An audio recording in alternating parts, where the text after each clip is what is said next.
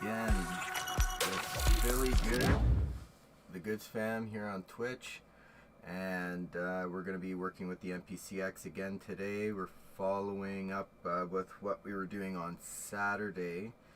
So we're going to be doing an introduction to key group programs today. Let me start up the MPC X and start up my speakers. Alright, and I'll get a little more comfortable here.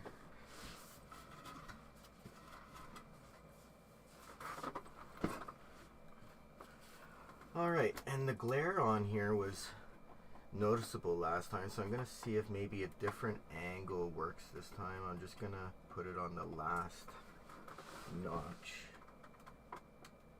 and maybe that little angle might not reflect into the camera.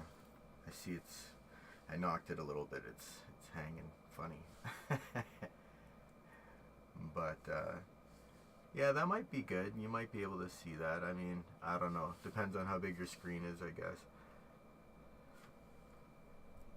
But we're gonna go back into my first project.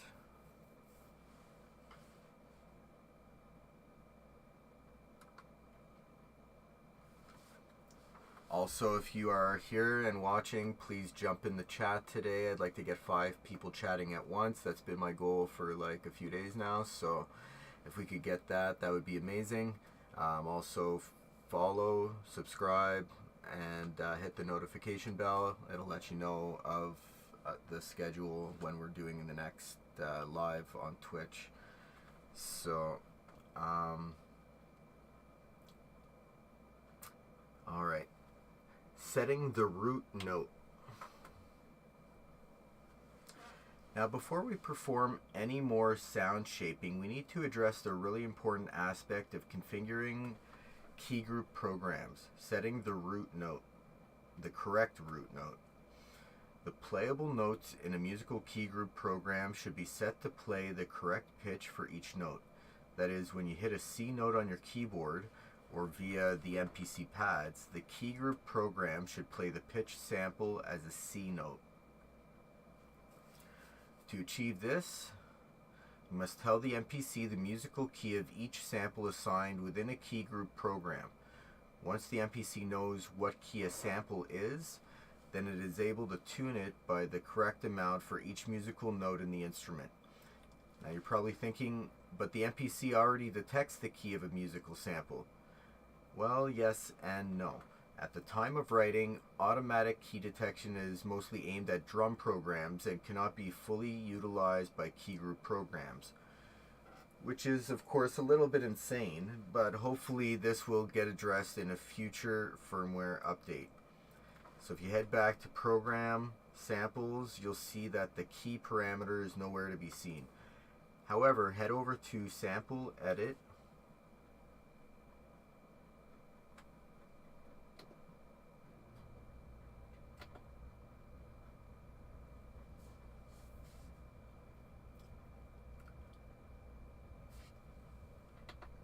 go to Sample, Edit, Trim, and tap on the right white arrow to open the sample detection screen.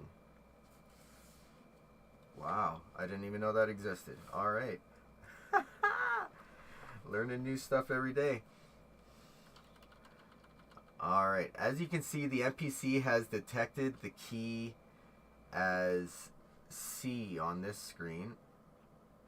But I gotta just go back and see. Oh yeah, I'm not even in the key group program there, because I don't have what we had loaded up previously. If you want to just hold on a second, I'll see where we had something loaded up here.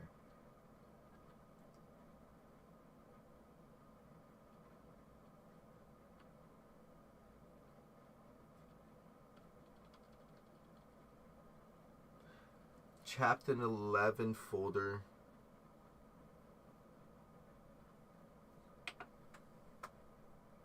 So yeah, what we're doing is we're going through the MPC X Bible. If you're here for the first time, if you have the MPC X Bible and you wanted to go through it and learn, you can do that and follow along with me. So if you go to the chapter 11 folder right now, in the tutorial files, we are loading up a key group of vibrate vocal. So look for the vibrate vocal or vibrato vocal dot wave. Load that up, and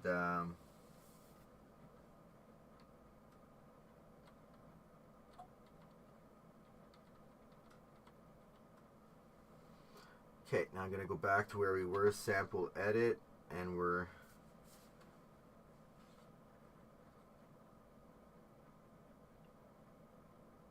in the key of D.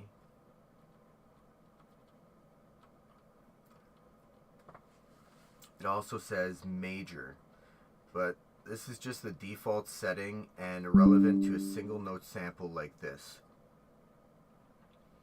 A single note on its own cannot be major or minor. We really need a multi-note sample to determine this. The problem is that key group programs don't currently recognize this key parameter and instead look for the root note parameter to determine the musical key of a sample. What is a root note? The root note of a sample is the pitch that establishes the tonality of note, chord, or melodic pattern contained within it.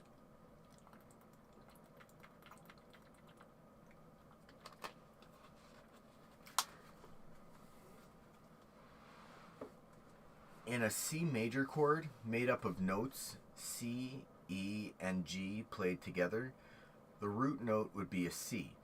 For a melodic loop based on the A major scale, the root note of the loop would be A. And for a single musical note sample, such as the vocal sample we are now using, the root note is simply the actual note that we hear. Knowing the root note of our sounds allows us to center or anchor our entire composition around the correct musical key. The default root note value for any sample is always C3, which usually means that the root note has not been actively set yet, unless the sample by chance happens to actually be a C3 note. So for the moment, we'll need to actually manually set this root note in our sample. Well, we know that the key of our sample is D, so it follows that the root note must also be a D. The question is, which octave? Well, it's often not hugely important if you're just creating instruments for your own use, as you'll just adjust your playing octave to suit the track that you're working on. You could play some D notes on a synth and use your ears to listen out for which octave your sample matches. However, if in doubt, I would initially pick 3, which will put the untuned sample around the middle of our musical range. So set the root note to D3. We can easily adjust this later if we need to.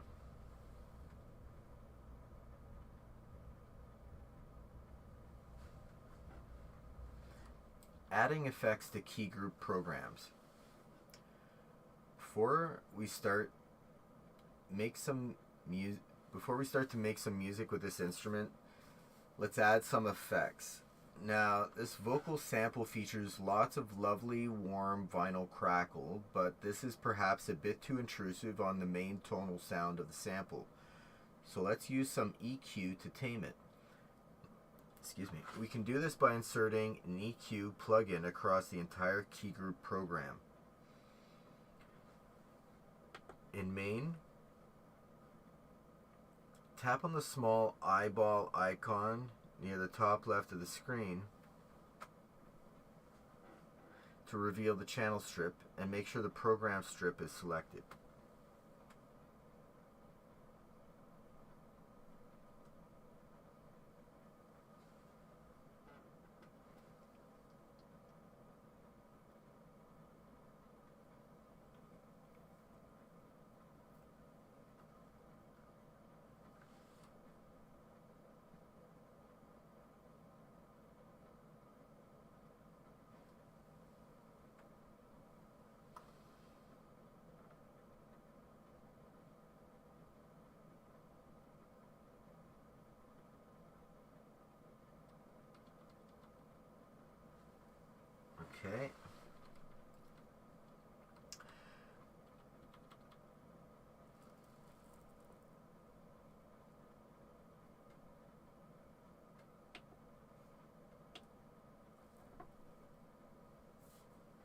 Okay. The program icon shows you're currently editing a program. If the program icon isn't selected, make sure you tap it now. So it's the one that's right there. It's a square with the 4 little squares in it. We'll look at some of the other channel strip settings later. Of the various parameters available to adjust here, the one I want to focus on now is the inserts box. So tap on this to take us directly to the FX inserts page for this entire program. As you can see, unlike previous visits to the inserts page, the top left hand of the screen now indicates that we are adding effects to an entire program. Vocal instrument.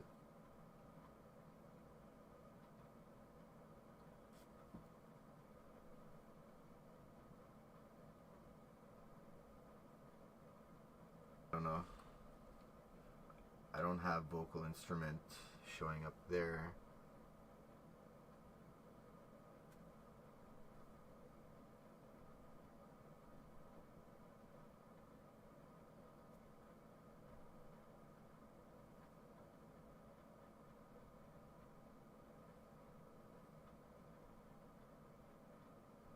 Maybe it's because I'm not on the right.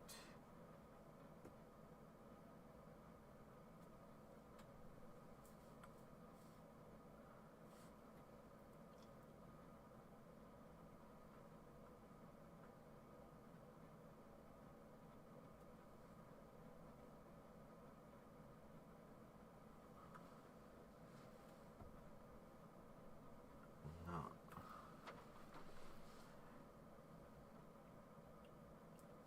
So, let's see.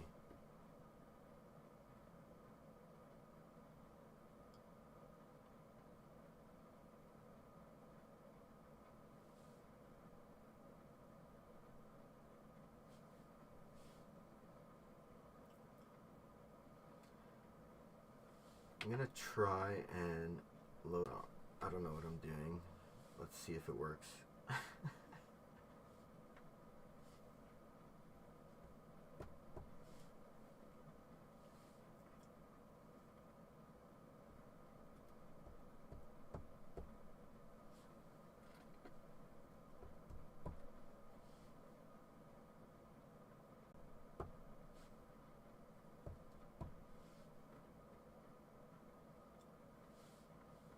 Okay, I'm not sure exactly.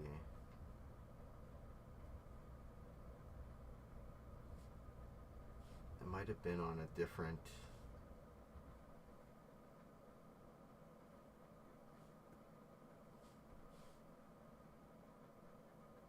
Alright, so I'm gonna have to go back and figure it out again. One sec.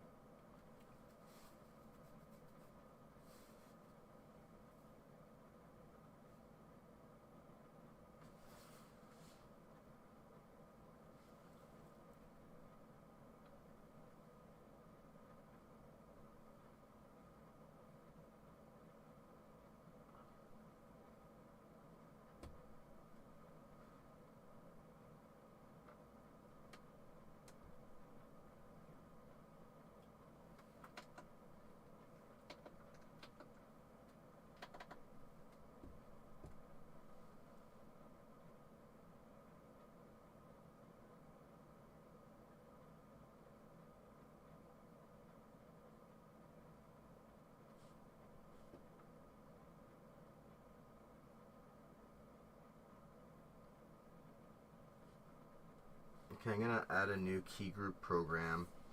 I'm gonna go to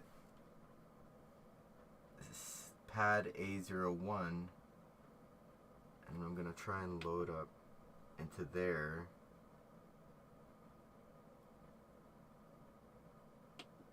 Now when I go back, okay, I've I've got it in there now. Now when I go to sample edit, the vibrato vocal shows up at the top. Okay, now I got to go back down and set it back to the way it was. We wanted it at a, what was it, a D, setting the root note.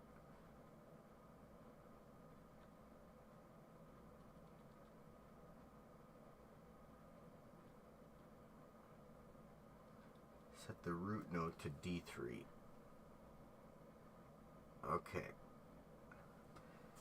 Yeah, because I see it, the vibrato vocal is up there now.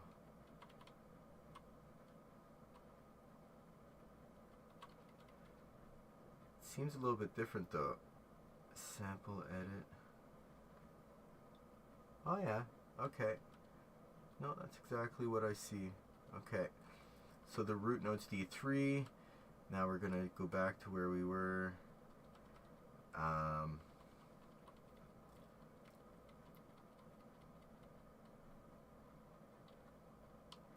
Go back to main.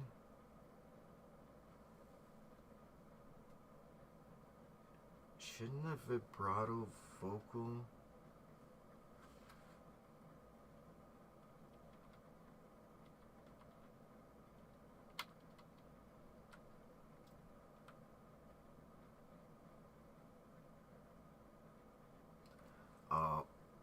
okay.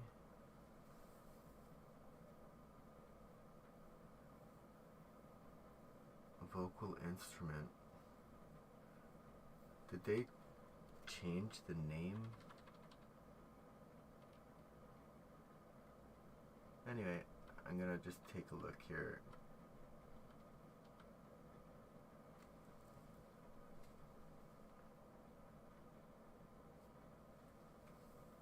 Okay, maybe they named their key group program vocal instrument earlier, but mine's going to be program 3, but it does show it's a key group now.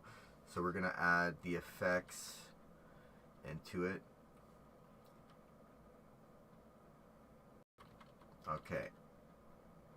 In the inserts box, takes us directly to the effects inserts page for this entire program. As you can see, unlike previous visits to the inserts page, the top left hand of the screen now indicates we are adding effects to an entire program. Okay, which is vocal instrument. But mine's called program 3. Maybe I should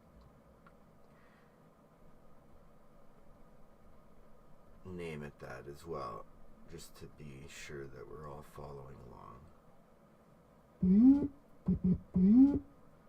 Okay. So we'll go to into the inserts, and then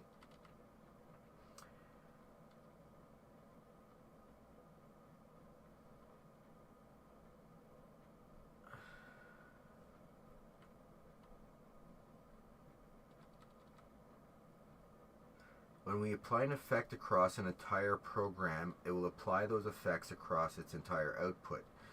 Tap the insert 1 and assign EQ filter, air music, air para EQ. Right there.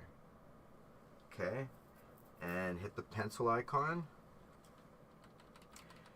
This effect is a nice go-to parametric EQ, which you can use to boost or cut certain frequencies in your sounds. To achieve my vinyl crackle control, the settings of interest here found in the separate high or low cut screen. Separate high and low cut, high or low cut screen. Okay. I see it there. Okay, cool. Here you can set the plugin to cut off frequencies over a specific threshold. So we'll need to set this to a point where the crackle is reduced, but where notes from the instrument start to turn down the frequency dial.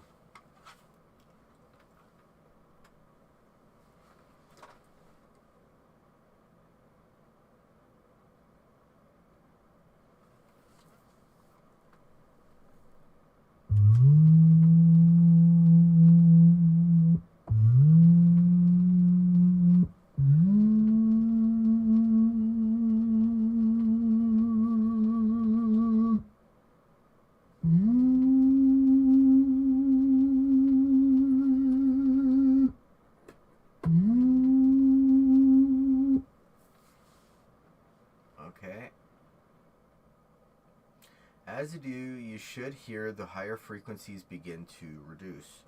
Try a frequency of 4.54 kilohertz.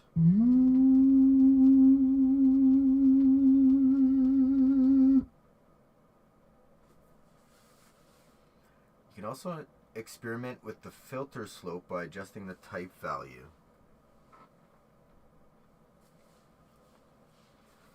For a more aggressive cut, choose the 24 decibel slope.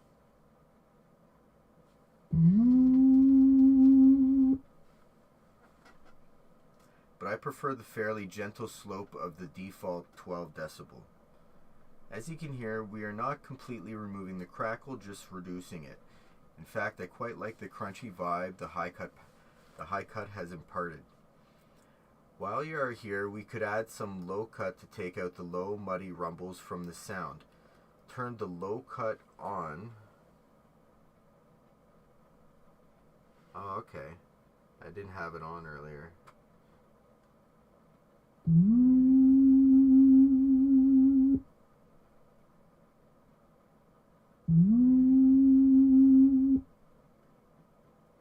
Okay, so low cut's on now. And experiment with the low cut frequency until you get a nice balance.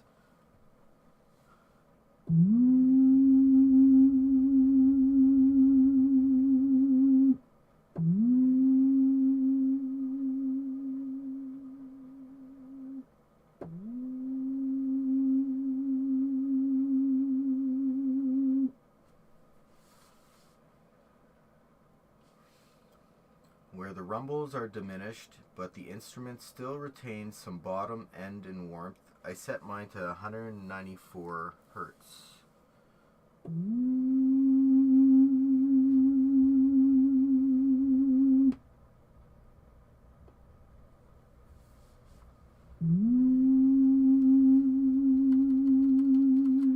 Remember to use the on bypass switch in the top right of the screen to quickly compare the differences with and without the EQ added.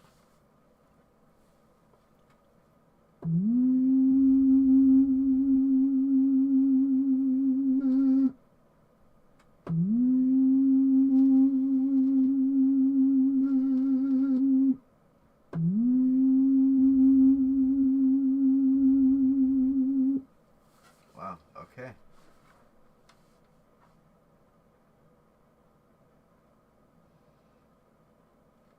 Head back to the Effects Inserts page and tap on Inserts 2 to assign the delay, reverb,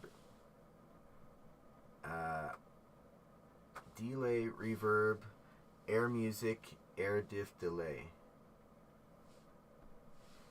Okay, and the diffusion delay can be used to make some very spacey pad-like sounds. I find it's fantastic for enhancing the type of pad-like instrument we're currently building. So here's their settings.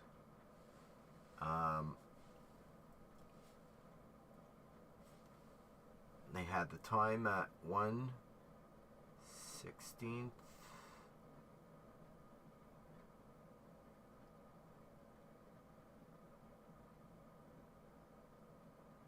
And then the sync is on, width at 100%, and mix at 26%. The feedback at 57%. Diffusion at 41%. High damp at 62%. Low cut at 20 hertz.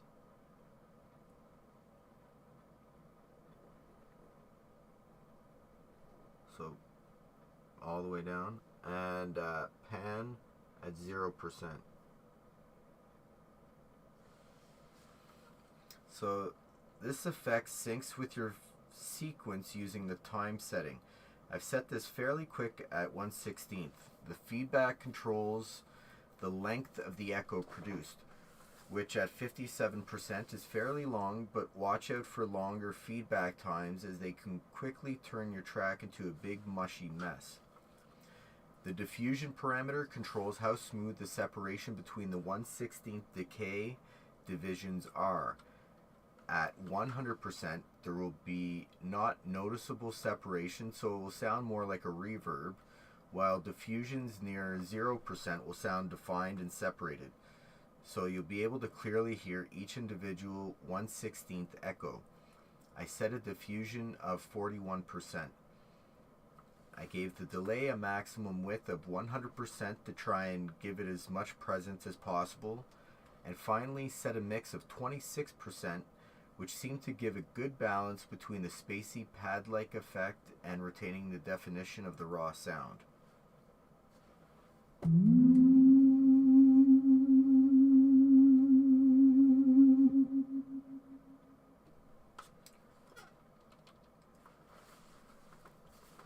just going to take a quick 2-second break here and have a sip of water.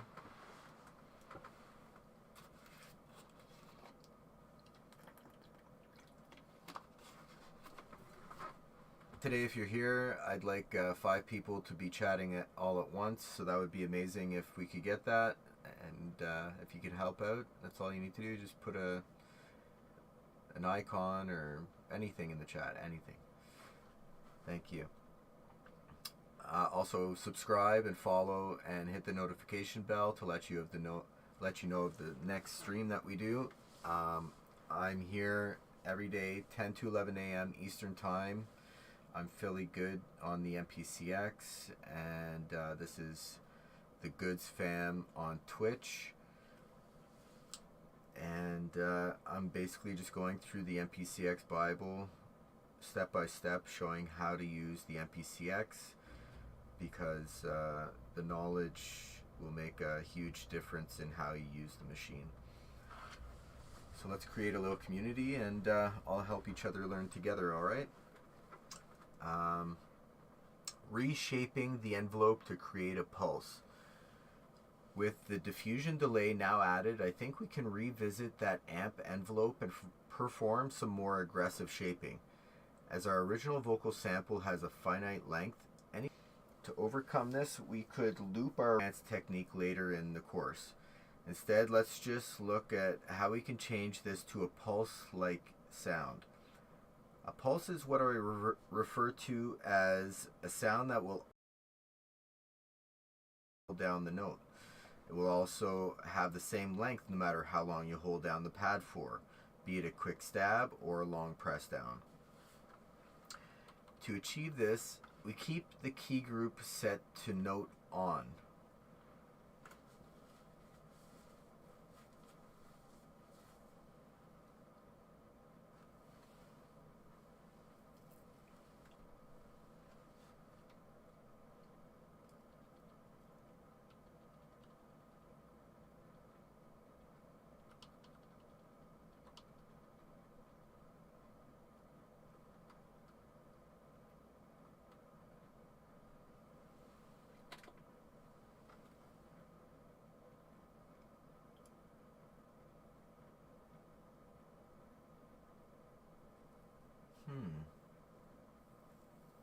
I don't know how they got to this screen here.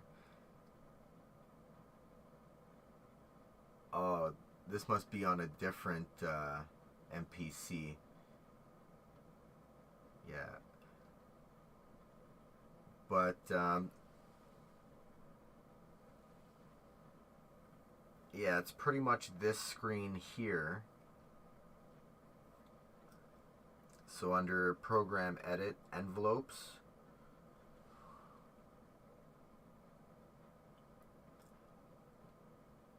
to achieve this, we keep the key group set to note on.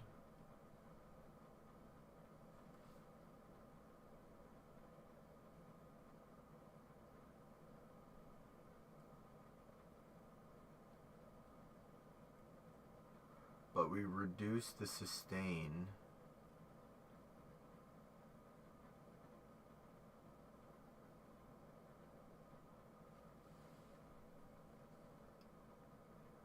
In the amp envelope to 0. Now, the length of each note in our instrument is entirely controlled by the decay portion. The shorter the decay, the briefer the pulse will be, but as the sustain is 0, the note will always fade to 0. So set a decay to 93,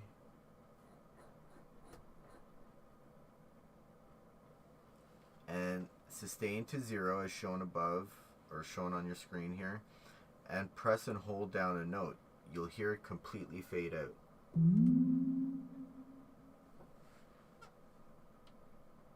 Very neat.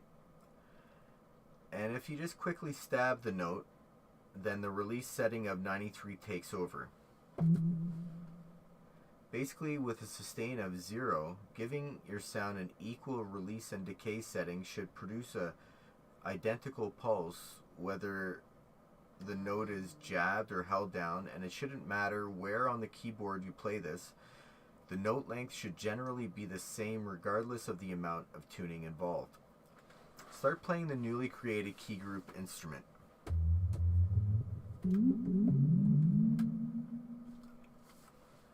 As it's made from a single sample tuned across the entire 128 notes of the instrument, it's not going to sound great at the more extremes of the scale, simply because the sound quality is directly proportional to the amount of tuning applied to a sample. But in the mid-range, I think it makes a really nice, warm pad-like instrument.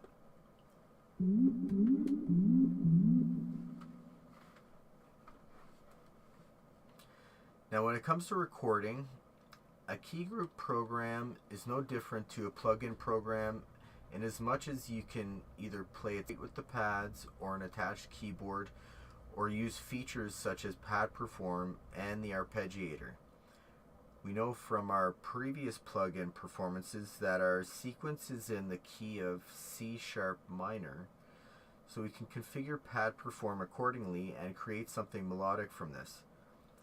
Load up the project file keygroup.melody.xpj from the chapter 11 folder.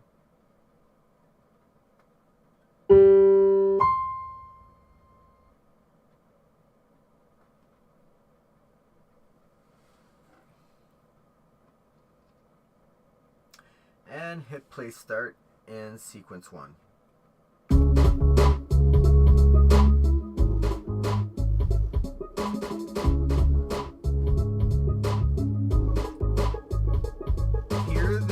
A simple melody line using Pad Perform set to notes with a C sharp minor scale.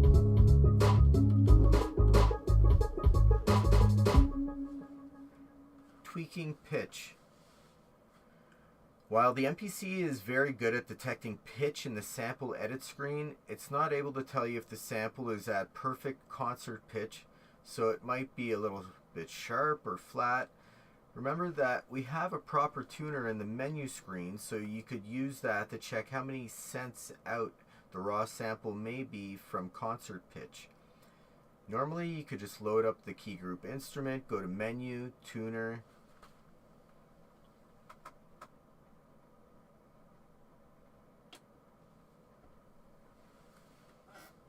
hit a specific note on the pads or keyboard and look at how many cents out it might be.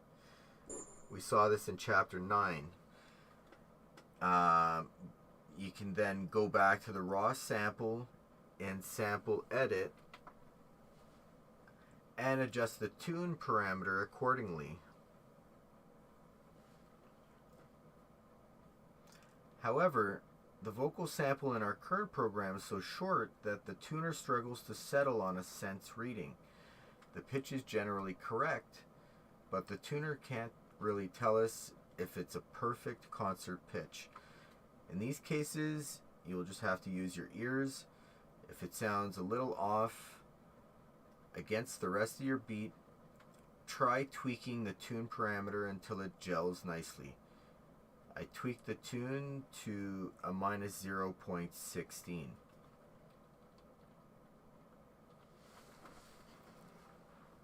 Multi-key group instruments.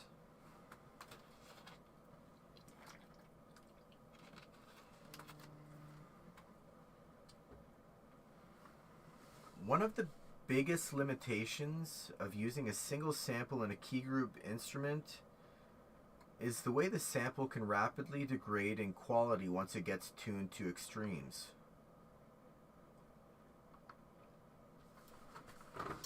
This is even more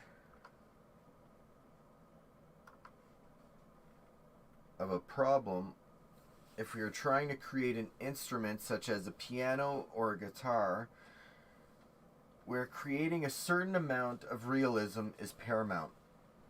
Select track 6 in the current sequence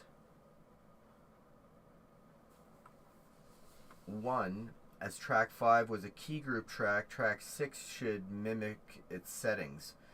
With the vocal instrument program currently assigned, go to the browser and from the chapter 11 folder, load pianoprogram.xpm.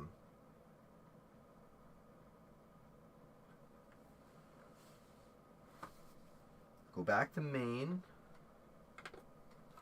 and you should see that the piano program has been automatically assigned to track 6. Jam around with the piano program. As you can hear, this sounds like an actual acoustic piano.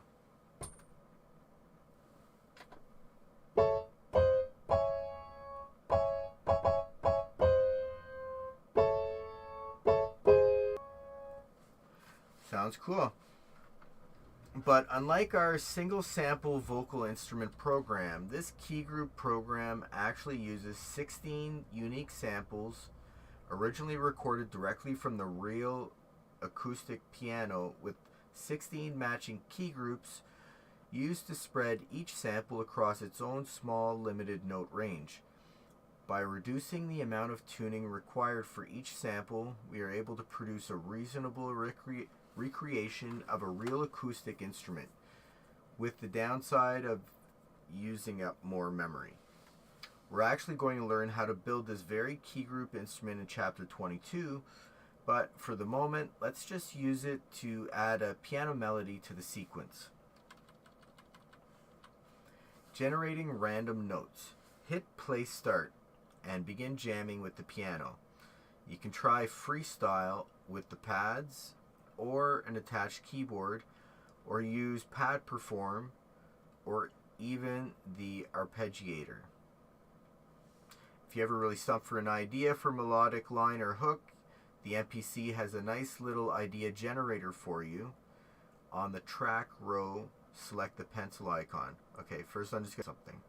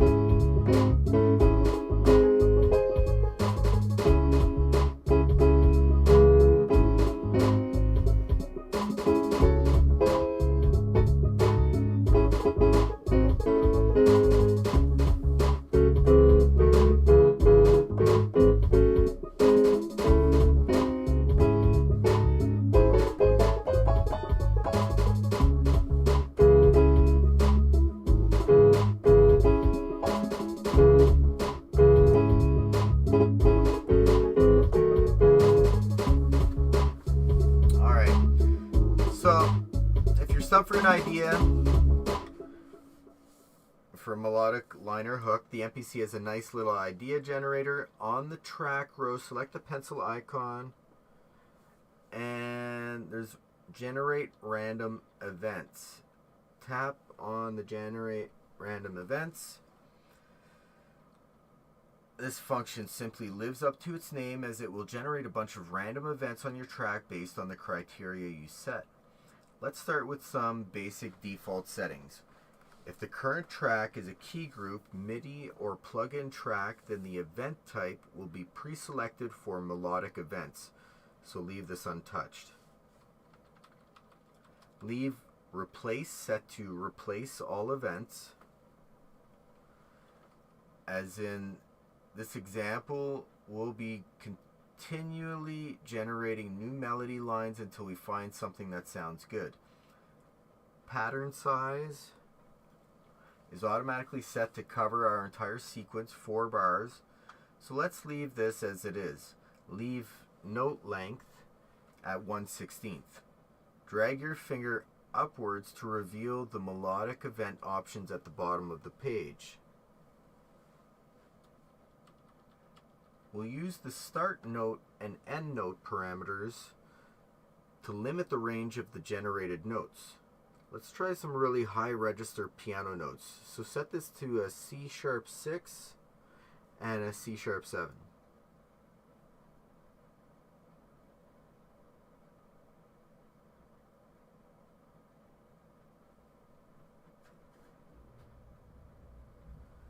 Okay, and uncheck legato. With this setting enabled, all events will extend until the next event is played. Unchecked will mean each event can be of varying length. Check constrain notes to scale, which it's already checked, and underneath set the scale to match the one we used in the pad perform part of this tutorial, C# natural minor.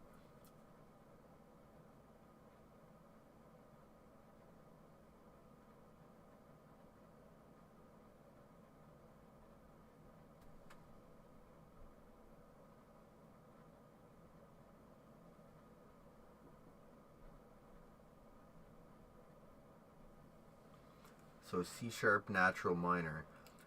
Now the MPC will only generate notes from the C# natural minor scale. Natural minor. Okay. Finally, density dictates how close the randomly generated events are to each other. So 50% is a good starting point. Finally, leave polyphony to 1. And this ensures that no note overlaps any others, so is essentially monophonic, which tends to work well for melodies. Hit apply to generate your first batch of notes, and hit play start. Now you can hear them. By hitting apply, the generate screen stays active, continue tweaking the randomization algorithm until you find something that works for you. With your sequence still playing, hit apply as many times as you wish until you hear something you like. Due to the random nature of this feature, it is highly unlikely that you'll generate an entire 4 bars of pure excellence. The idea is to use this feature to find a cool snippet within all those random notes that you can either use directly or use for inspiration for further development. If you find the notes tend to be a bit sparse, try increasing the density setting to say 60%.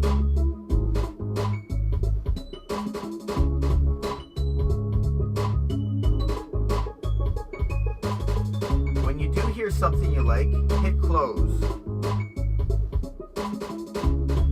Whatever you do, don't hit do it. Pressing do it will generate another set of random notes before closing, wiping over the sequence you wanted to keep.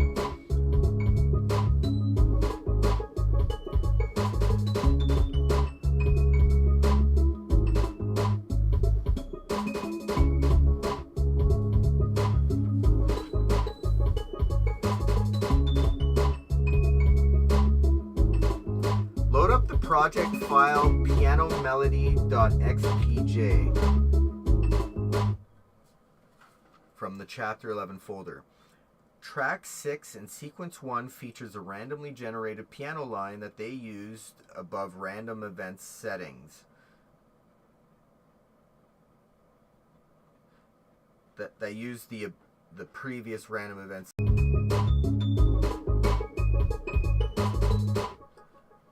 They really like the arpeggio at the start of bar 3, so they use that for inspiration in the final version of the hook. So you can check out their final version in Sequence 2.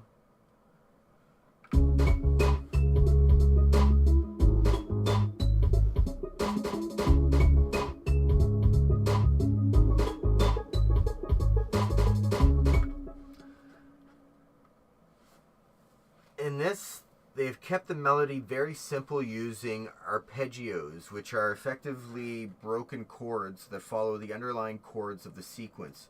C sharp minor and G sharp minor. This is easily achieved in Pat Perform notes with the same settings they've been using previously in the tutorial. This time select bank C and hitting pads CO1, CO2, CO3 followed by CO5, CO6 and CO7.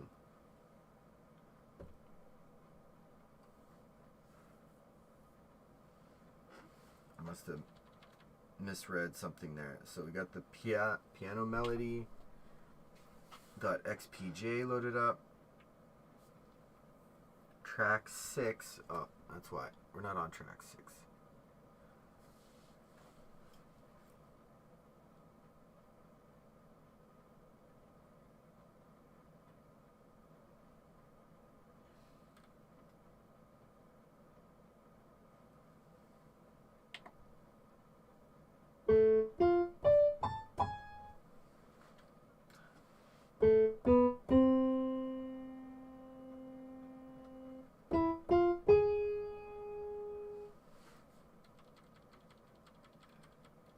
Creating layered programs.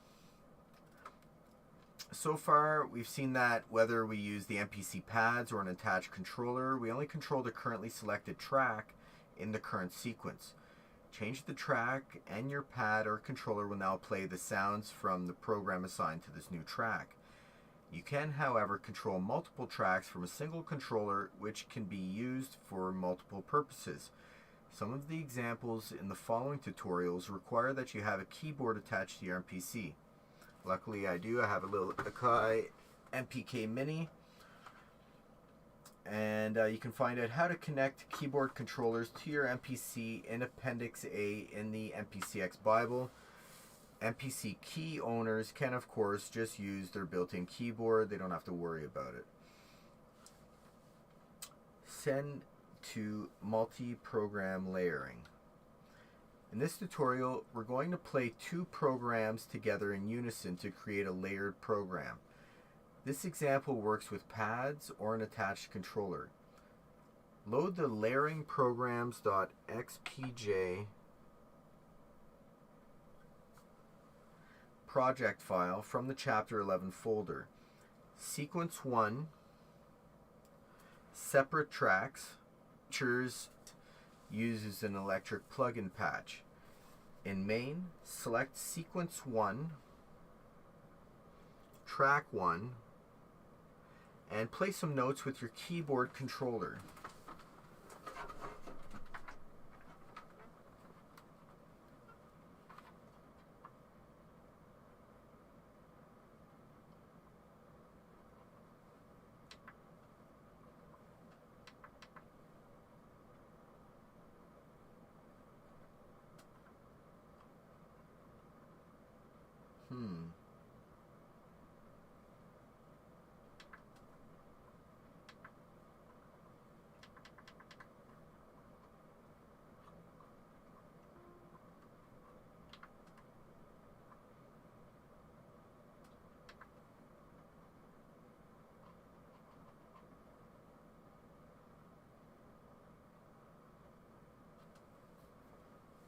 I'm not sure why.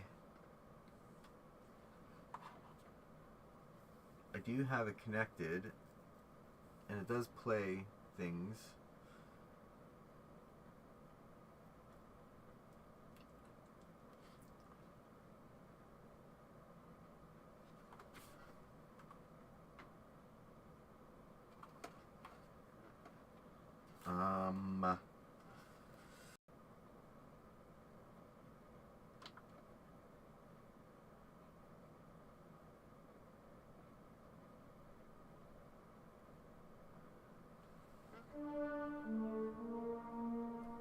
So it should sound like that when I play on here. Is there a reason?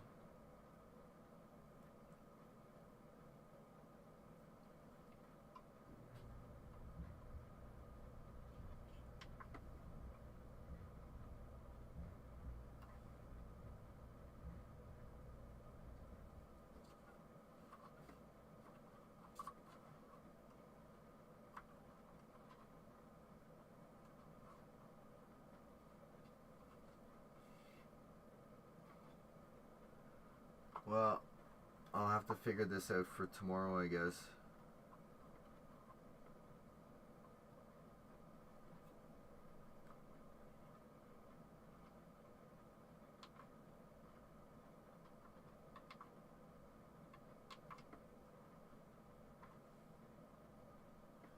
Guess I haven't fully figured out how this works with the plug-in programs.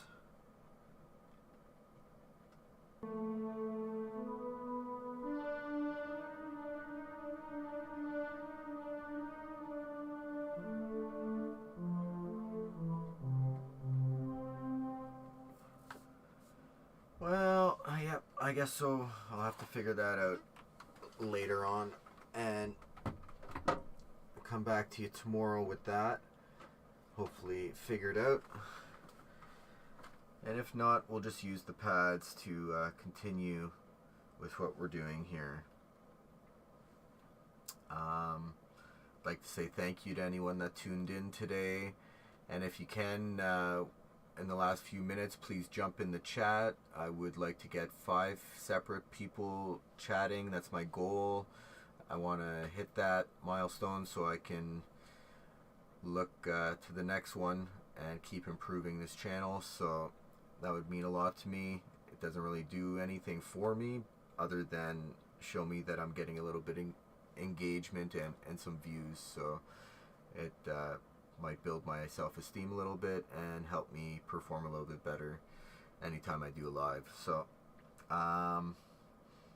yeah, other than that, subscribe, follow, hit the notification bell, and check out when I do the next stream. It's every day from 10 to 11 a.m. Eastern Time here on Goods Fam on Twitch. This is Philly Good on the MPC X, and we're on chapter 11 of the MPC X Bible, which we'll be continuing on tomorrow with.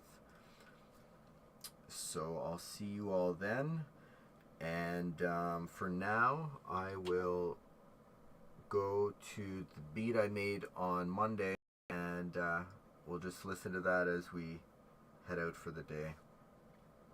Thank you all. Thank you.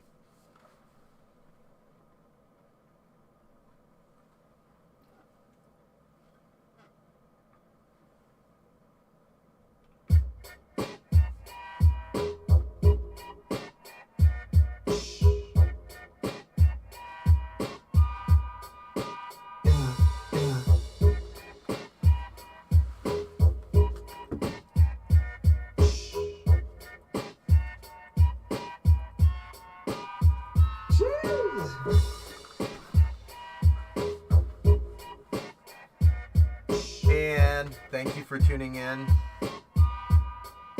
Love you.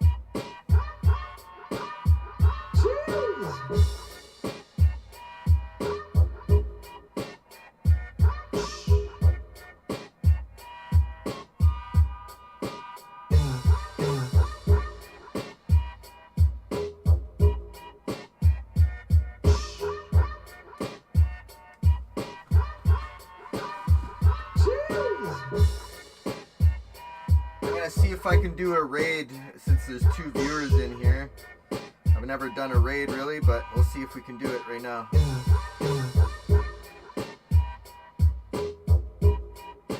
Nope, there's no raidable channels for me, so I guess that's it for today. Peace out, everybody. Thank you for tuning in, and I'll see you all tomorrow.